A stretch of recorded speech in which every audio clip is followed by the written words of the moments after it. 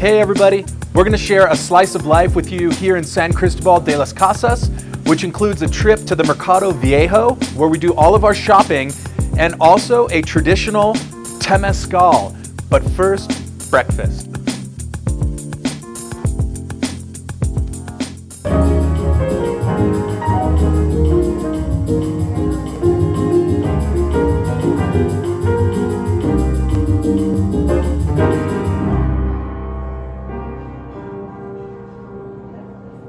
We've gone to the farmers market a lot in San Diego and Los Angeles, and the produce there is beautiful but so expensive. The produce here is local, it's cheap, there's so much that you don't even know what to do with it.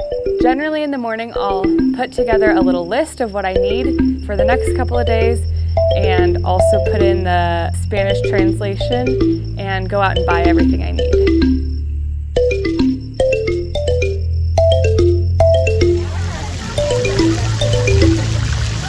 So this is the indoor section of the market, and it's the butcher area. This is not a place to bring your vegan friends.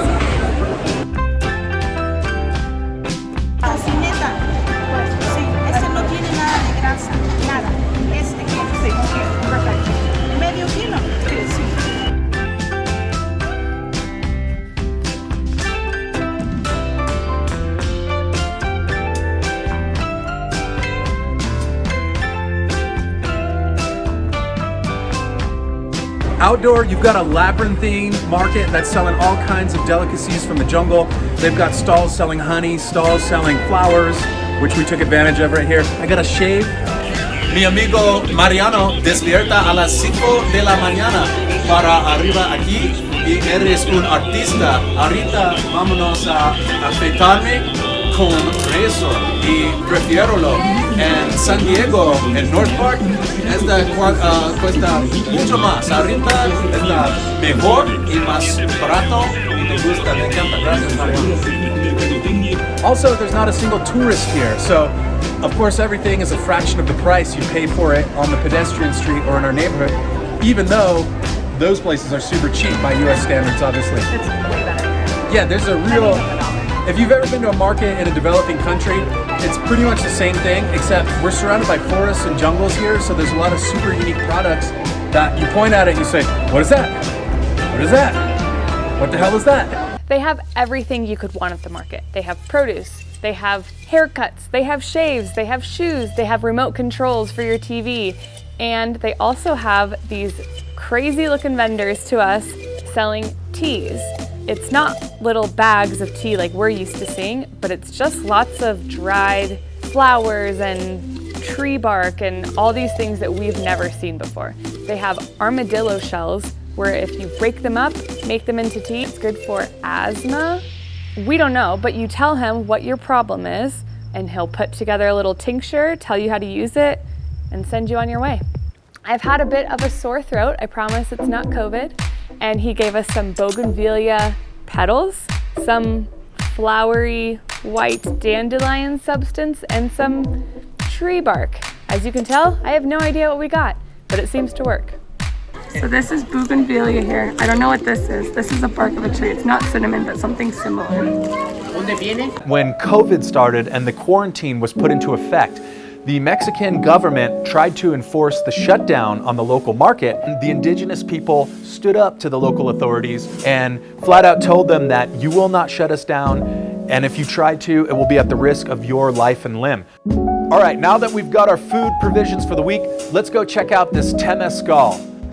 We don't know much about Temazcals, but we know we want to try one. Everyone who's experienced one has all told us these amazing stories of transformation and of feeling very healthy but challenged at the same time. Halfway up the mountain that we could see outside of town was where the Temazcal was taking place. So we drove the car up that mountain and found a gentleman who told us that yes, the Temazcal is happening, you're a little bit late, but no problem, go ahead and park here, walk up the mountain through this beautiful jungle complex and all kinds of random little homesteads that were populating it, up to the Temazcal.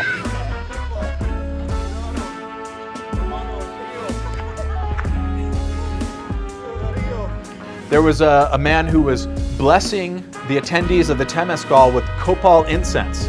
And I wasn't able to film a lot of that because it is a ceremonial experience. So I didn't want to be disrespectful and be that one person there trying to document everything. I did manage to get a few clandestine shots before the ritual began though. As soon as we got into the Temazcal, I started to freak out. Now, I'm a veteran of saunas, love saunas. This is very different. There were 25 people packed into a very small yurt. It started getting hotter and hotter. They kept pouring on water and herbs and tinctures onto these boiling hot lava stones. Liquid hot magma. Liquid hot magma. And next thing you know, it's pitch black. I'm furthest away from the entrance of anyone there and completely surrounded by people. It actually totally triggered claustrophobia. I'm not even a claustrophobic person, but I was really feeling it. And for the first 10 minutes or so, I kept thinking, maybe I've made a mistake. Maybe I'm gonna be that white dude that you read about on the news who tried to get all tribal and then ended up going too hard and passing out, and nobody here would know because they're all so engaged in the ritual. There's chanting, there's branches being waved through the air, there's hot swirls of wind. It was a really exciting, exhilarating, and slightly terrifying experience. However, I must say that they conducted it very consciously. The people who were directing the Temazcal were very conscientious of us, and every 10 to 15 minutes or so, they'd open the flap of the yurt, let the light in, cool down a little bit, pass a gourd of water around, and after the initial reservations I had, I started to really sink into the experience, and let me tell you, it was magical. It was truly profound.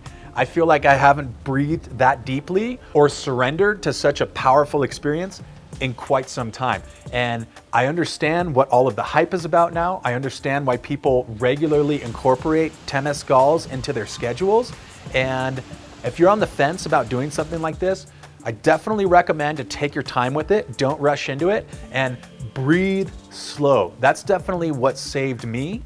Becca lucked out in that they placed her right next to the entrance. So I feel like that psychologically is really helpful. If you start to freak out, you know you're right by the entrance. There's saunas, and then there's a Temazcal. That was the latter. That was a Temazcal for sure. Picture 3 hours straight, pitch black, tons of people, basically like an MRI machine full of steam and herbs and rattles and drums and people chanting and pinecone shaped humans in a pinecone shaped pattern, 3 rows deep. That was intense. It was really hot, but it was very good. But I don't think I would do it again.